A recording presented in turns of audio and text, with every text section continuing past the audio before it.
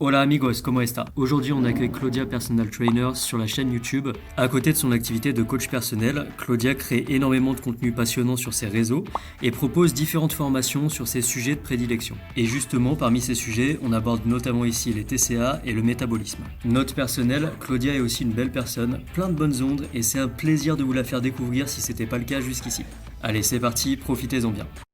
Écoute, si tu veux bien te présenter pour nos chers auditeurs, ce serait génial. Déjà, je te remercie beaucoup pour cette invitation, c'est cool, je suis contente de partager ça avec toi. Bonjour à tous, je suis Claudia, je suis coach sportive sur la Côte d'Azur. Je viens du sud, comme vous pouvez sans doute l'entendre, je suis à la base originaire de Perpignan. Je suis partie à l'âge de 13 ans de chez mes parents pour jouer au football à haut niveau. J'ai joué pendant 6 ans à Montpellier, donc à haut niveau. Et je me suis reconvertie à la suite d'une blessure en tant que coach sportive. Coach sportif depuis 5 ans maintenant, personal trainer, donc plus dans le privé. Voilà, je ne travaille pas dans une salle, je suis plus à domicile ou en extérieur. Je suis passionnée par les sciences de l'entraînement et de la nutrition, mais aussi par les neurosciences et le coaching mental, où je suis en train de me former encore plus aujourd'hui, où je suis en train de passer une certification d'ailleurs cette année là-dessus.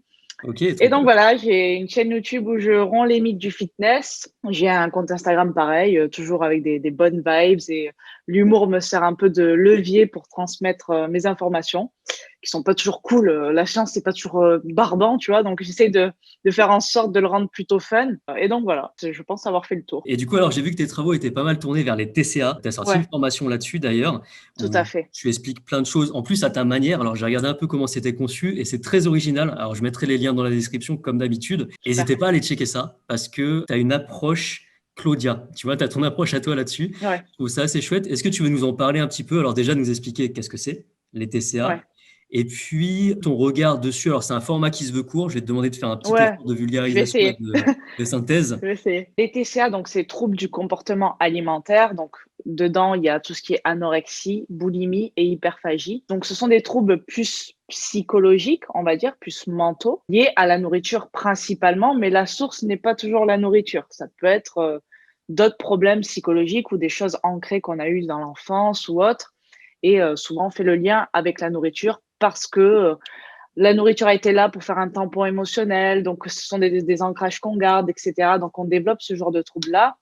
C'est aussi dû au régime répétitif et régime restrictif, où certaines personnes tombent dans l'anorexie et par la suite, à cause de ce surcontrôle, elles tombent dans la perte de contrôle, donc dans la boulimie et l'hyperphagie, donc se nourrir sans faim, FIN et sans faim, FAIM d'ailleurs. Donc, il y a un lien entre la pression de Ouais, la société c'est et ces ça. Il comportements-là. y a autant les médias, il y a autant la famille. Enfin, voilà, c'est énorme. Enfin, je pourrais en parler pendant des heures. Donc, ouais, c'est vrai que il y a beaucoup de choses. Puis, c'est pas un trouble uniquement d'aujourd'hui, hein. Les premières traces de TCA datent du Moyen-Âge. On a trouvé des choses, D'accord. voilà, des Je ne savais pratiques pas. qui se faisaient à l'époque qui ressemblaient vraiment à des troubles du comportement alimentaire.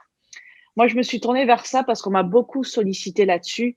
Ça s'est beaucoup démocratisé avec les réseaux sociaux, avec le fitness qui a fait quand même un grand boom. Je parle principalement de filles et de femmes parce que c'est vrai que c'est peut-être celles qui en parlent le plus aussi parce que moi, j'ai déjà coaché des hommes vraiment qui en Ouais, sont alors sujets justement et grave. là-dessus, quelques chiffres que je suis allé trouver.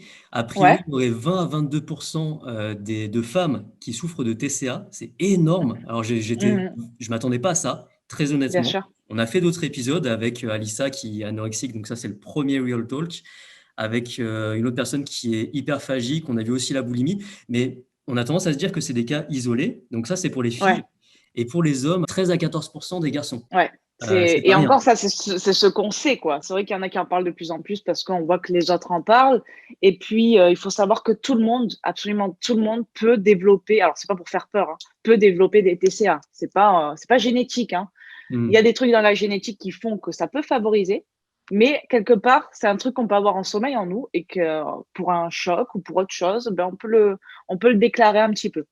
Et on peut avancer aussi pour se soigner, bien évidemment, et se guérir. Donc moi, ouais, voilà, je me suis tournée pour ça parce qu'on m'a beaucoup sollicité là-dessus, parce que des filles en parlaient de plus en plus. J'ai coaché beaucoup de personnes qui étaient sujets à cela. Donc, je me suis dit, voilà, il y a vraiment quelque chose à faire. Et moi, c'est vrai que ça me passionne toujours, tout ce qui touche à non seulement la nutrition, et là, en plus, son mental. Donc là, j'avais les deux. Donc, je me suis formée là-dessus, je me suis renseignée et j'ai du coup créé cette formation pour apporter ma pierre à l'édifice. Après cette formation, n'est en Super, aucun cas, elle remplace en aucun cas une thérapie, bien évidemment sûr. que je recommande vivement pendant les troubles du comportement alimentaire. C'est même indispensable. Comme je le dis, c'est ma contribution. Et si ça peut aider, ben, c'est le top. Et c'est une formation qui s'adresse à qui? À toute personne sensibilisée au sujet, plutôt aux personnes qui seraient atteintes de TCA ou plutôt aux coachs Les même? deux, justement, j'ai eu des coachs aussi qui l'ont fait et D'accord, ça les a énormément aidés pour parce que il y a aussi une partie où je parle d'empathie et du fait de par exemple, une personne anorexique, on peut pas lui dire: «Mange». Ça se passe pas comme ça. Faut penser que c'est une phobie.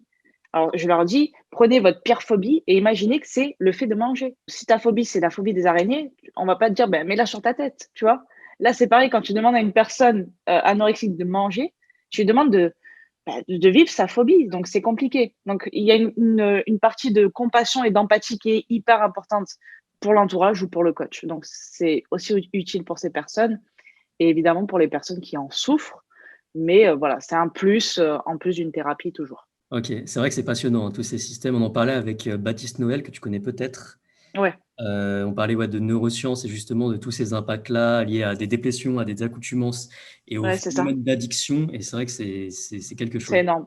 OK, Mmh. super chouette. Alors pour ancrer un peu le truc dans le moment présent, on parle de pression sociale, de moments un peu plus compliqués, que ça survient justement à ces moments particuliers de la vie des personnes. Est-ce que tu ferais un lien entre le confinement et les TCA? Un lien, peut-être pas, mais en tout cas, les personnes qui souffrent de TCA, quand elles sont en confinement, c'est plus difficile pour elles, c'est sûr. Parce que mieux vaut être occupé quand on souffre de TCA, parce qu'on a tendance à plus facilement se tourner vers la nourriture et automatiquement, quand on est chez nous, On est proche de la cuisine, ouais. on est proche de la cuisine. Si on n'a pas d'obligation professionnelle, encore plus, oui, peut-être que le confinement peut être déclencheur ou peut raviver ce truc-là. Voilà, j'ai eu des personnes qui m'ont dit: «Bon, voilà, depuis le confinement, j'ai replongé» et c'est normal. Mmh. L'ambiance est anxiogène. N'importe qui, hein, tout le monde a dit: «Putain, 1re semaine de confinement, j'ai fait que bouffer, quoi».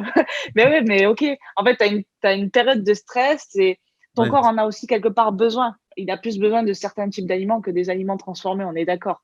Mais des fois, c'est OK, quoi. C'est OK, lâche-toi. Mais il y a un moment où ça devient pathologique, si c'est répétitif, si, c'est ça aussi, certaines personnes, vont de suite employer les grands mots: «Je suis boulimique». Déjà, je déconseille fortement, même si la personne souffre de boulimie, de dire: «Je suis boulimique». On n'est pas, une maladie, on n'est pas, ce qu'on traverse. mmh. Parce qu'elle se l'approprie et finalement, même pour le processus de guérison, c'est hyper freinant de parler comme ça. Dire plutôt: «Je souffre de boulimie» ou «Je suis sujet à boulimie» ou «Je souffre d'anorexie». Il y a des personnes qui disent: «Voilà, l'autre jour, j'ai mangé alors que j'avais pas faim pendant des heures, ben, je suis boulimique». Non, il faut faire gaffe. C'est devenu mainstream Comment? en fait de dire, «Je suis boulimique, je suis anorexique», Ouais, parce qu'après, tout le monde en fait, ça s'est tellement démocratisé aussi que tout le monde, bah, presque tout le monde dit: «Bah, je souffre de ça», même si on est d'accord, il y a beaucoup de personnes. Mais attention aussi, ne pas parce que des fois, tu te le déclenches toi-même, en fait, parce que tu te l'appropries aussi. Sans transition aucune, j'aimerais parler avec toi de marketing et de coaching. Claudia, personal trainer, maintenant c'est une marque. Je Attends, attends. c'est peut-être parce que je le Ouais, recherche. remarque, dis-le, ça va faire grimper le truc un peu. C'est quoi? C'est les combien? Les 15 000 sur YouTube? Bientôt, ouais, je suis à 14 917. Je crois que c'est la même qui sort le non, je suis à Pour la 14 vidéo 900 sur et Slack. quelques et 43 000, je crois, sur Instagram, ouais. Génial, trop, Non, trop c'est cool. chouette. Alors, pourquoi je dis ça? Parce qu'aujourd'hui, ce dont je me rends compte, en parlant avec des coachs, en parlant avec des personnes qui ont envie de se développer, et là encore, c'est très ancré dans le présent, encore une fois, avec le confinement, avec les salles fermées, etc. Est-ce qu'on a les armes en tant que coach aujourd'hui pour se lancer à notre compte? De base, on les a pas, mais il faut les chercher. Il faut se former. Un diplôme d'état de coach aujourd'hui, enfin, à moins que ça ait changé aujourd'hui, mais j'en suis pas sûre, ne va pas t'offrir tout ce qui est marketing digital, et cetera. Il faut que toi, aller te former, c'est D'accord. sûr. Mais c'est vrai que oui, un coach peut le faire, mais il faut qu'il se forme. Mais Mmh. il peut le faire et je lui conseille fortement, en tout cas. Moi, si j'ai un conseil à donner, c'est ça. Et puis c'est un intérêt auquel on pense pas forcément, savoir se vendre, savoir se pitcher, ça permet aussi de mieux se connaître, je pense. C'est vrai, c'est vrai. Arriver à verbaliser qui on est en fait. C'est pour ça qu'on se pose cette question: «Présente-toi, comment tu moi je suis coach, C'est moi je suis ça, machin» et cetera.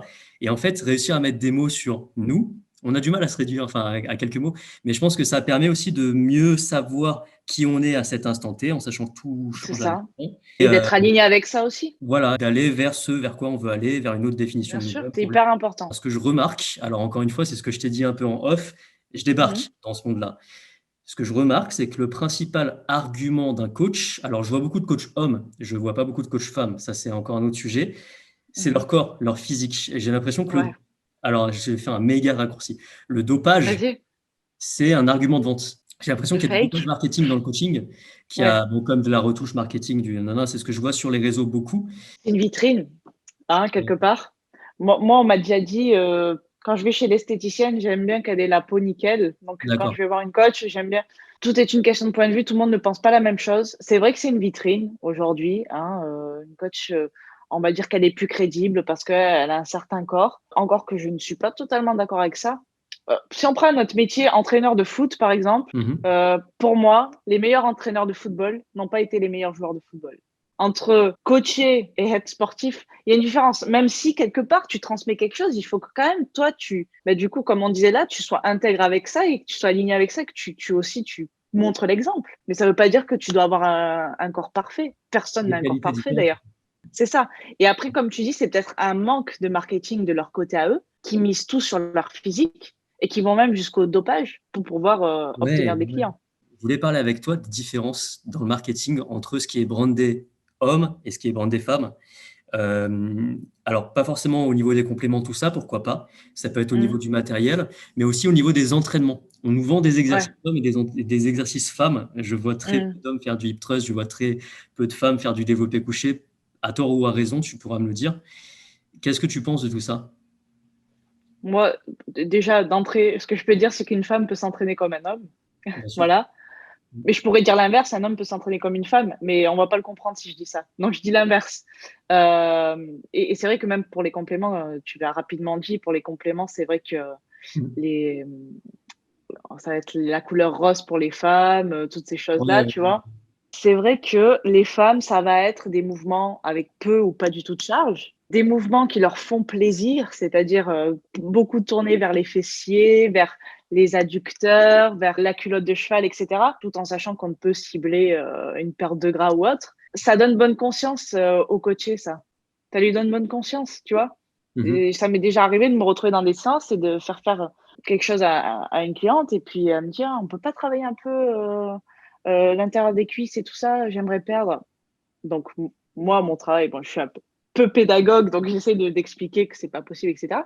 Mais j'avoue, en toute honnêteté, qu'il m'est déjà arrivé de faire des choses pour leur faire plaisir, des fois, dire, OK, on va bosser l'intérieur des cuisses. Parce que Peut-être après, ça les fait bosser quand même. voilà, Ça exactement. les, Les lancer ça sur les d'autres fait choses bosser après. aussi. Et c'est important de faire quelque chose aussi qui plaît au coaché. Donc ouais, aujourd'hui, il y a clairement des programmes faits pour les femmes et faits pour les hommes, alors qu'en vrai, ça pourrait être les mêmes. J'ai sorti un programme là, à l'arrivée du confinement, full body, pour tout le monde, et autant d'hommes que de femmes qui le font. Mais c'est vrai qu'aujourd'hui, une femme ira plus vers un programme booty et cuisses fines, le truc improbable, muscler vos fesses et affiner vos cuisses. Sachant que quand tu travailles tes fesses, tu travailles tes cuisses, expliquez-moi. Hein, et puis selon la génétique, excuse-moi, mais tu vas direct prendre les cuisses aussi. C'est comme ça. On a du mal à assumer nos différences. Ouais, C'est quand même ouais, c'est beaucoup ça. plus Et fort. quelqu'un qui n'y connaît rien, moi je suis OK et je comprends complètement les personnes qui se tournent vers ce genre de programme quand elles débarquent dans le fitness. Une fille qui débarque dans le fitness, elle veut pas soulever des trucs comme Claudia Personal Trainer. Elle veut faire du hip bridge sur son sol, tu vois, faire du soulevé de hanche. Et oui, mais parce que pour elle, c'est ce qu'elle voit aussi à la télé, dans le Télématin et dans le truc. Elle a grandi avec ça. Une femme ne doit pas soulever des haltères parce qu'elle va se transformer en Schwarzy. Elle en a déjà vu même, sauf qu'elle ne sait pas que ces femmes sont sous chimie. Tu vois, Bien sûr. c'est, Bien sûr. c'est ça qui est compliqué Après, aussi. ça fait aussi peut-être partie du chemin nécessaire pour atteindre un niveau de compréhension de tout ça, enfin de Ouais. faire des erreurs et tout. J'imagine, ça fait combien de temps que tu t'entraînes, Claudia? Sérieusement, ça fait 3 ans. Quand je dis sérieusement, ça veut dire que mes mouvements sont plutôt potables, quoi. Non, mais c'est pour montrer que voilà aussi, c'est pas parce qu'on fait un jour du squat qu'on sait faire un squat. C'est clair, parfois il faut désapprendre pour réapprendre. Enfin, c'est une fin de Aussi, on se rend compte carrière. que la position, elle est complètement, en fait, elle n'a rien à voir. Et puis un Incroyable. jour, on apprend qu'on peut dépasser la pointe de pied avec les genoux aussi, Voilà. quand on fait du squat, par exemple. Ok, Ouais. donc ça fait 3 ans que tu t'entraînes et du coup la question, comment tu fais pour rester motivé ou plutôt discipliné? Si tu peux nous dire un peu ton avis là-dessus, déjà la différence entre les deux et les Mm. petits conseils de Claudia pour garder cette constance-là. Le premier mot qui me vient, c'est la passion déjà. Moi, j'ai toujours été passionnée de sport depuis que je sais marcher. J'ai toujours fait du sport. Donc, c'est un truc qui, en fait, toute ma vie, ça m'a suivi. Et les seules fois où je suis restée sans faire de sport, c'est parce que j'étais blessée. Et en fait, c'est des souvenirs douloureux pour moi et je n'ai pas Ouais. envie de retomber dans ces souvenirs. Donc, quelque part, déjà, Ça me motive. Donc la passion, mais la passion d'un sport aussi. Faites quelque chose qui vous plaît, quoi. Enfin, si la musculation, ça vous plaît pas, ben c'est OK, faites autre chose. Mais il faut savoir que il y a une deuxième chose qui vient, c'est la santé. Moi, c'est ça aussi qui me tient motivée. Parce que j'ai envie de vivre bien et de vivre longtemps. Et je sais que la musculation, c'est intéressant pour ça. Mhm. Donc, des fois, ben, je vais pas avoir envie de faire de la musculation, je vais faire de la boxe ou quoi, parce que j'adore les arts martiaux aussi. Mais je sais que c'est indispensable dans la musculation pour ma santé et pour même pour la confiance en soi, pour plein de choses. Donc ça me garde motivée. La discipline, je pense que c'est le sport de haut niveau qui me l'a enseigné, tu vois. Tu t'entraînes tous les jours, mais c'est normal. Il y a personne qui va t'applaudir à la fin de l'entraînement parce que tu es là pour ça, tu vois. Si tu veux obtenir des résultats, tu dois t'entraîner tous les jours. Là, j'ai fait un tuto pour la corde à sauter parce que tout le monde me demandait. Et je Très leur ai chouette. dit, vous allez vous prendre les pieds dans la corde, vous allez vous fouetter avec la corde. Mais si vous entraînez pas régulièrement, vous allez jamais progresser. Personne n'est nul. On est nul parce qu'on décide de pas s'y mettre. Mais si on décide de s'y mettre, tu répètes tous les jours, même si c'est 5 minutes par jour, 5 minutes tous les jours, c'est toujours mieux que 5 minutes par semaine ou zéro. Mais après, la motivation, il faut savoir que c'est une ressource qui est épuisable. Donc, on va tous se retrouver à des moments où on n'aura pas de motivation. Et c'est Mhm. normal parce que il y a plein de choses qui rentrent en jeu dans notre motivation. Et il faut aussi l'accepter. Et des fois, il faut se foutre la paix, tu vois, pas trop longtemps parce qu'après, ça devient une habitude et après, du coup, on abandonne. Mais accepter de, OK, en ce moment, il faut pas tirer dessus. Ben, OK, je vais faire ce que j'aime. Ou je donne souvent le truc de faire des mini-trainings quand on n'est pas motivé. C'est-à-dire, tu choisis un mouvement qui te plaît, tu commences à faire ça. Et des fois, quand tu es dans le truc, finalement, ça part en une séance de dingue. Non, pas à chaque fois, mais souvent, c'est vrai. Hein. Mhm. Et surtout, faites vraiment ce qui vous plaît parce qu'aujourd'hui, l'essentiel, c'est de bouger. Franchement, la pire des choses, c'est la sédentarité. Dès que vous pouvez bouger, faites-le. C'est vrai que c'est intéressant ce truc-là de créer le mouvement. T'as pas envie de t'entraîner, mets tes chaussures, rentre dans la salle, tu vois, peut-être que tu t'entraînes ou Ben pas, fais oui. un exercice. Ça va peut-être lancer quelque chose, peut-être pas, mais c'est mieux que Mais si tu auras bougé un peu au moins. voilà, et tout simplement. On arrive à la partie où je vais te poser plein de petites questions et je vais te OK. demander, ça va pas être évident parce que je vais te demander de répondre en deux, trois phrases. La première est assez simple. Claudia, personal trainer ou Claudia, coach. Est-ce qu'il y a une différence entre coach et personal trainer? Est-ce que c'est anglais, français? Est-ce que tu vois une distinction là-dessus? Non, je vois pas de grosses distinctions, mais dans le personal trainer, moi, j'entendais plus justement la coach privée qui se déplace et pas la coach dans une salle ou autre. Et je n'y D'accord. vois rien de négatif aux personnes qui sont dans les salles. C'était juste, moi, c'est cette distinction-là que je fais, peut-être pas celle de tout le monde, mais pour moi, le personal trainer, c'est coach personnel, il vient chez toi, il t'accompagne, voilà, c'est ça pour moi. Très bien. Influenceuse ou personal trainer du coup? Est-ce que tu te considères également comme influenceuse? En fait, je me considère pas comme influenceuse parce que j'aime pas le mot. Pour moi, influencer, c'est quelque chose de négatif. Et tout le monde n'a pas la même définition que moi, encore une fois. Mais pour moi, c'est négatif. Les gens ne sont pas des moutons pour moi. J'ai pas envie de dire qu'ils me suivent parce que je les influence. Ils me suivent parce que je les inspire ou parce que je les élève vers le haut, peut-être, tu vois. Mais pas Mhm. parce que je les influence. Donc, plus personal trainer, du coup. Quelles sont les motivations des personnes qui viennent te voir pour évoluer? Et est-ce que tu te poses des questions sur leur motivation intrinsèque, extrinsèque? Est-ce que tu te questionnes un petit peu sur ce qui les pousse à venir te voir pour passer d'un point A à un point B?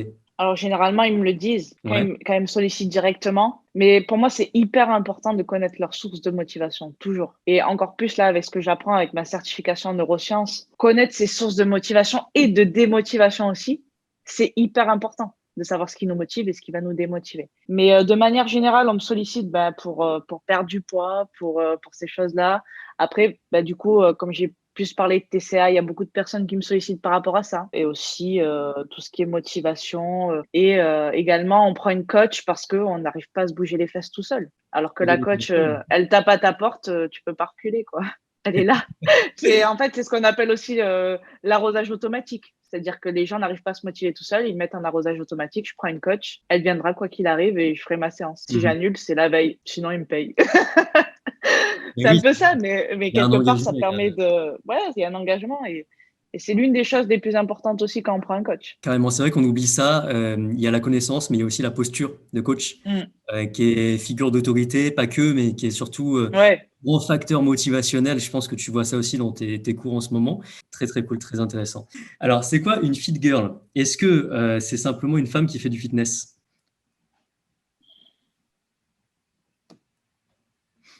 Bah oui. Enfin, Si tu prends, j'allais dire l'étymologie du mot, genre, si tu décomposes le mot fit, fitness, girl, fille. Donc pour moi, c'est une fille qui fait du fitness. Est-ce qu'elle fait bien? Ça, c'est une autre question. Est-ce que je te vois pas faire beaucoup de partenariats avec des marques. Est-ce que tu es beaucoup débauché par des marques et quel est ton regard par rapport à ça? Alors, beaucoup, oui. Enfin, en tout cas, tous les jours. Je sais pas si c'est Ok. beaucoup, mais tous Ah, les ça va, jours. bien sûr. Plusieurs marques tous les jours. Moi, mon truc, c'est que je ne vais pas travailler avec une marque qui transmet le contraire de ce que moi je transmets. Enfin, je veux dire, si demain je me mets à faire la promo de brûleur de graisse, on va dire, mais Claudia, elle a complètement craqué, quoi. Elle nous saoule depuis le début, elle nous dit que c'est de la daube, et là, elle nous le vend. Non, mais il faut arrêter. Je quitte Instagram. Je ne veux plus avoir affaire à ça. Donc, tu Donc peux c'est pas. parce qu'il n'y a pas vraiment eu de marque qui correspondait à tes valeurs, en fait, c'est ça? Alors, il y en a, moi je travaille avec Nutri-Sport Fréjus, qui est du coup une marque qui vend des compléments alimentaires, mais bah, c'est une boutique qui est à côté, donc j'y vais et je sais ce qu'ils vendent. Ils vendent même des œufs de la ferme d'à côté, et ça je kiffe. Ils vendent du matériel sportif. Il y en a pour tout le monde. Il y a des trucs que je ne recommanderai jamais, que je ne vendrai pas, et ils le J'allais savent. dire, ils vendent pas de brûleur Mais de graisse. bah, si, ils en vendent, mais du coup, moi, c'est pas ça que je vais conseiller, tu vois. Bien sûr. Et mais après, c'est pas, je ne suis pas rémunérée par Nutri-Sport, j'ai juste un code promo et ça me va très bien comme ça. Et tout, il y a plein de marques qui me proposent même des partenariats rémunérés, mais c'est pas mon image. Je peux pas faire ça. Donc je refuse. C'est important pour moi d'être intègre avec ce que je transmets, d'être aligné et autant avec les marques aussi. Alors j'ai vu un truc dans ta bio Instagram, passionné de métabolisme. Qu'est-ce qui te Ouais, passionne dans le métabolisme? bah tout. Le métabolisme, enfin, c'est nous, quoi. C'est l'être humain, c'est pourquoi on vit, pourquoi on respire, pourquoi on se reproduit, pourquoi on va vivre longtemps ou pas longtemps d'ailleurs, pourquoi on perd du poids des fois et on n'en perd pas des fois. Enfin, c'est tout ça, quoi. C'est tout ça qui me passionne. Et toutes ces choses aussi qu'on croit, tous ces mythes là, sur le métabolisme, que des fit girls d'ailleurs transmettent, comme quoi il faut choquer son corps, comme quoi. Carrément. Et c'est vrai que, alors ça me fait penser à un truc très très précis. On est toujours mal accueilli quand on recommande à quelqu'un qui nous demande conseil de prendre du poids avant d'en perdre. Tu me vois venir ou Ouais. pas? Oui, c'est très compliqué.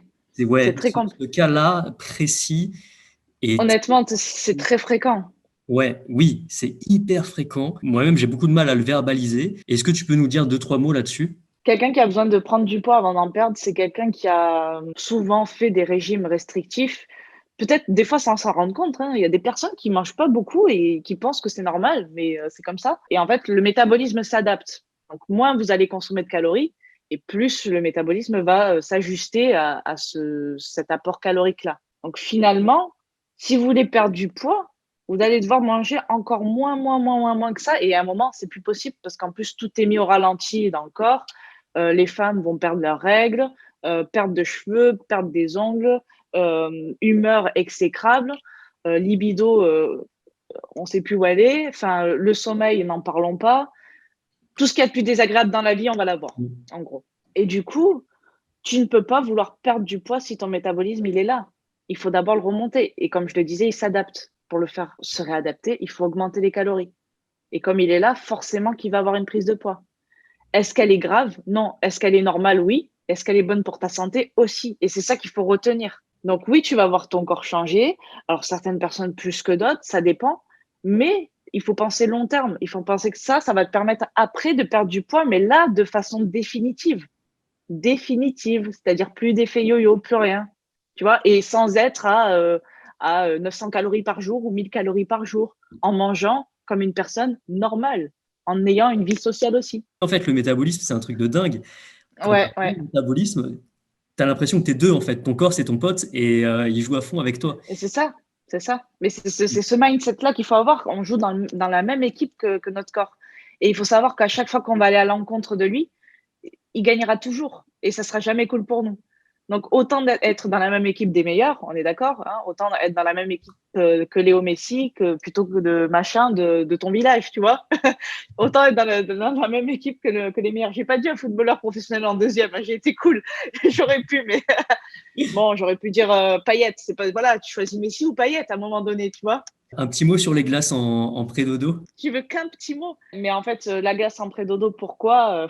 Pour une multitude de raisons et justement qui sont en accord avec le métabolisme. Après, attention à ne pas l'utiliser en le sortant de son contexte, du coup, du genre, parce que moi, au début, la première fois que j'ai dit ça, c'est Claudia, elle a dit ça, donc la porte ouverte à toutes les fenêtres, comme on dit, c'était Ben Jerry, c'était truc, c'était machin, tous les soirs en story. Et moi, je dis, mais qu'est-ce que j'ai fait?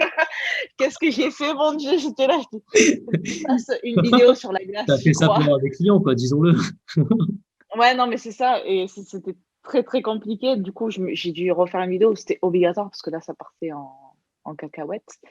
C'était le cas de le dire parce qu'il y avait même des glaces au beurre de cacahuète. Mais c'était une glace spécifique et notamment la Häagen-Dazs. Ça peut paraître surprenant, la Häagen-Dazs vanille. Parce que si vous regardez les étiquettes des glaces, la Häagen-Dazs vanille fait partie des seules, voire en grande surface, la seule qui n'a pas de substance chimique dégueulasse ajoutée dedans. Ok. C'est-à-dire qu'il y a du lait, du jaune d'œuf, de la crème, du sucre. Alors, il y en a qui vont dire, ah, mais du sucre et de la crème et du... Oui, mais en attendant, c'est des aliments que tu manges tous les jours. Pas Donc, d'additifs. voilà, il n'y a pas d'additif, il n'y a pas de tout ça. Ok, Et d'accord. en fait, cette association de lipides, de sucre, comme ça, en pré-dodo, permet une diminution des hormones de stress et favorise le sommeil. Attention, ne faites pas ça chez vous. Ne faites pas ça si vous êtes sédentaire ou ne mangez pas le pot entier. Il ne s'agit pas de ça. Il s'agit que j'ai des problèmes de sommeil, j'ai une alimentation qui n'est pas spécialement en surplus calorique, un truc de fou. Je peux me permettre de manger ce genre de glace et ça peut être bénéfique pour ma santé, clairement. Mais D'accord. attention, encore une fois, tout est une question de contexte et surtout le contexte et les quantités. Voilà, on se tape pas le pot si possible, ok. Et on peut très bien faire cette association avec d'autres aliments, un fruit, du lait, du miel. Voilà, il faut cette association de lipides, protéines aussi, c'est bien dans le lait et de sucre. C'est quoi? Et C'est en fait, pas saturé, c'est ça? Et... ouais, c'est ça. Ok, Et ok. c'est après, voilà, toutes les personnes qui sont en train de s'arracher les cheveux devant cette vidéo, allez voir ma vidéo là-dessus. Je crois que Will aussi en a fait ou Vassilis. Et vous regardez surtout les liens des études scientifiques sur quoi on s'appuie, parce que tout le monde n'est pas d'accord avec ça, ok? Et encore une fois, c'est ça, on vous le donne. Vous en faites ce que vous voulez. On ne demande à personne de nous croire ni de nous écouter. On n'aura jamais un ton autoritaire en disant mangez de la glace, même si ça fait rêver, faut l'avouer. Mais vous faites ce que vous voulez avec ces informations. Voilà, vous êtes maître de ce que vous faites. Ok, bah écoute, c'était très clair. Merci beaucoup pour cet échange. Avec J'ai plaisir. adoré discuter avec toi. On n'a pas Merci de tes questions, c'était super top. trop, trop, trop, trop bien. Qu'est-ce qu'on peut te souhaiter pour la suite? Plus Me de souhaiter, formation, plus de contenu, un physique de... ouais, mais d'avoir ma certification en neurosciences, Yes. et moi j'aimerais beaucoup faire des conférences. Donc là, ça a été annulé. Je devais en avoir une en novembre, ça a été annulé à cause Ok, du confinement. Mais j'aimerais beaucoup faire des conférences pour passer un peu en présentiel, tu vois, au-delà du digital. c'est quelque chose, ouais. Et ouais, j'aimerais bien faire ça et d'autres formations, d'autres trucs, plein de choses. Voilà. Et Ok, partager toujours des good vibes avec tout le monde.